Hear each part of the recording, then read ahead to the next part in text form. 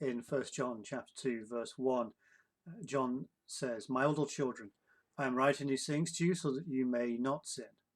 But if anyone does sin, we have an advocate with the Father, Jesus Christ, the righteous."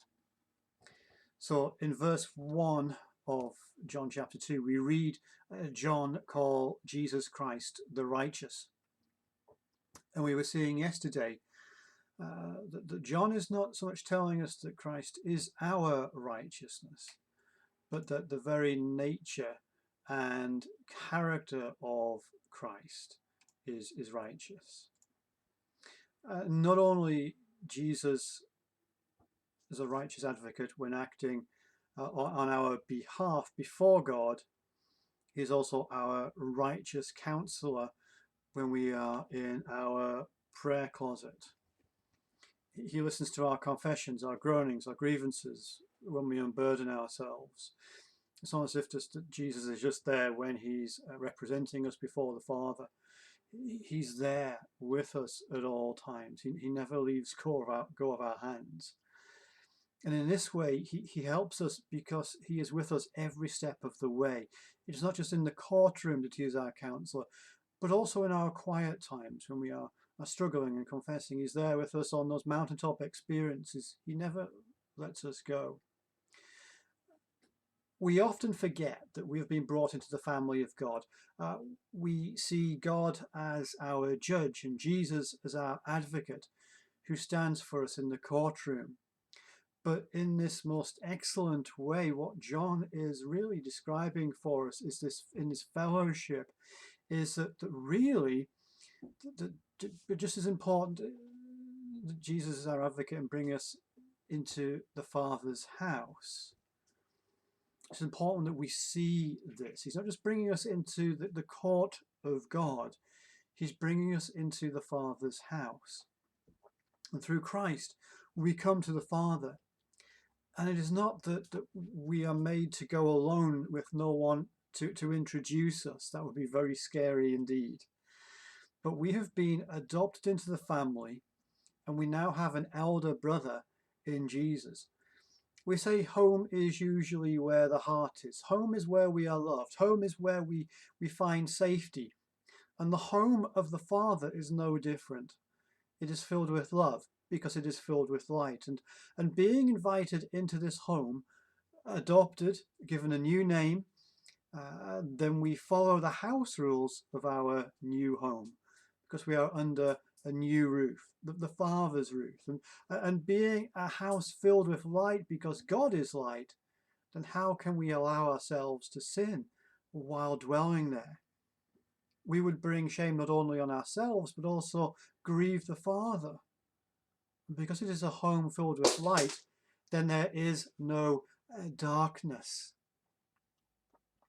Jesus, the righteous, has brought us home with him, that we may be part of this family that does not sin. And so now, being part of this family, that should be our norm now, that we may not sin, living in this new home and this new rules. And remembering also what our elder brother went through in order to be able to bring us into the home of his Father. Well, why would we want to sin still when he died for our sin? Surely it would be the last thing we would want to do when we remember how much he suffered. And the fact that he even died because of it in the first place. And now that we have been taken away from our old home, we've left behind our old ways, our old family, our old friends, to start a life anew with our new Father and his family. And so we, the prodigal, return. A feast is called for. The robe and ring of honor signifying our new status are placed upon us. The past is forgotten. It will be remembered no more. It will not be brought up again, not even if we stumble and fail. Our elder brother has obtained for us this position in the family. We're living in the light and love of our Heavenly Father, in whom there is no sin. So in this home, there is to be no more sin. But although we live in the house of the Father, under his rules, we and the other members that have been adopted alongside us, we still sin.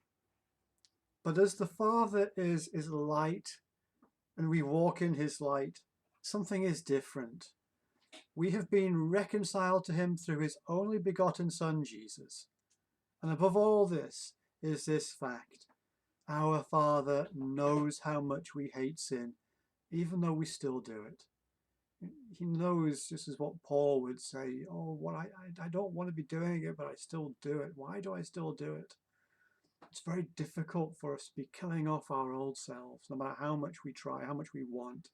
He knows how we still have our old selves, our old way of life, our old home, just playing a part in our lives now. But remember, one day it will be different.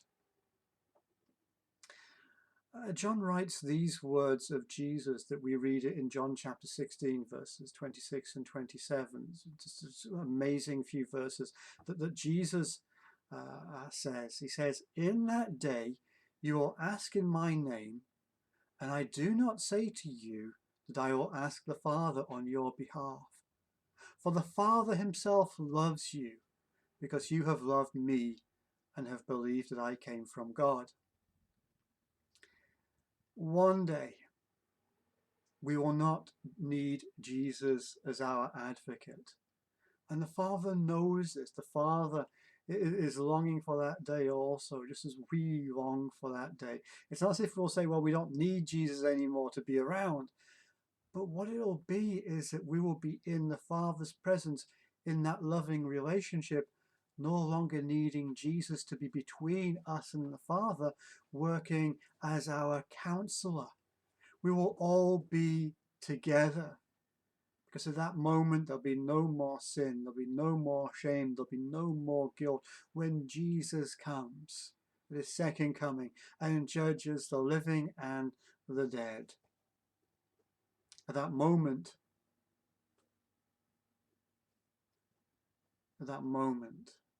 when we're in glory with him as a family, together as one.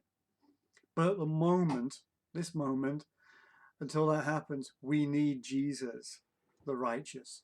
When we sin, we thank God that Jesus is holding our hand as we come into the Father's presence. As we stumble and fall, we have Jesus, our elder brother, as our advocate with the Father. When we know how much we have grieved the Father that we cannot lift up our heads to make eye contact, Jesus leads us into the Father's presence. He speaks for us to the Father and puts us right with the Father.